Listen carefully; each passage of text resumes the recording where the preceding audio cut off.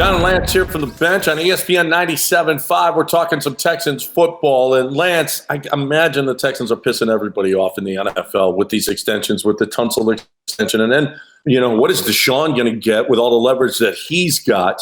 Are the Texans torpedoing everybody in the NFL? And if they are, should they even care? When we talk about leverage for Laremy Tunsil, it was leverage. It was widespread leverage. It was a very robust leverage that he had because you had traded a massive amount of draft capital for him. And for the Texans to come in this far over what the number is right now, I think it's going to now change what your salary structure is for Deshaun Watson because he's going to want a similar rate hike. And it is a bad thing for the NFL. Nobody around the NFL likes the fact that the quarterback market has spiraled out of control. And so you're making it difficult on everybody. When you make it difficult on everyone else, you're just making it difficult on yourself because eventually you're resetting markets in multiple positions and you're going way above where you needed to. So it's really created artificial inflation. And that's the big concern there, John, is you push numbers higher than you needed to. It wasn't like, okay, it's my turn now.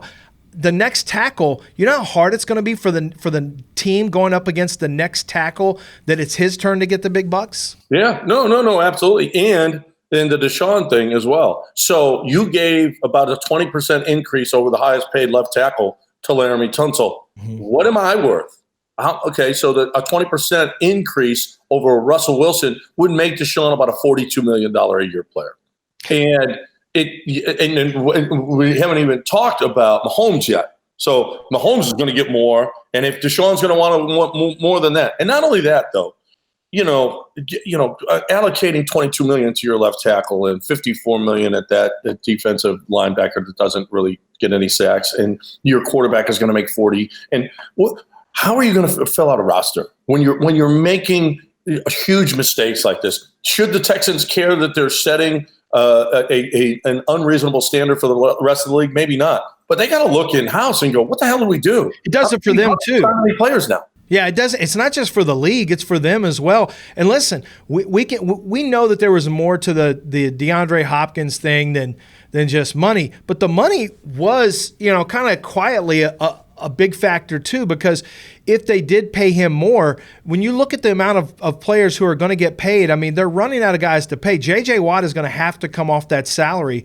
slot at some point and some point soon. This is why I've always been so against the credit card spending of trading draft picks, first, second, third rounders, because those are guys who become starters, but they're cheap.